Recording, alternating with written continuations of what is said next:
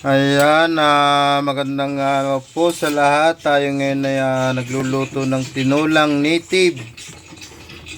Native na manok. Ayan, native po yan.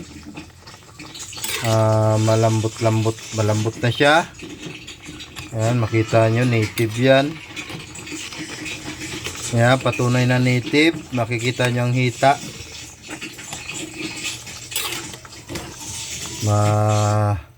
Pwede na siyang hanguin. Manamis-namis po yan kasi ang papaya medyo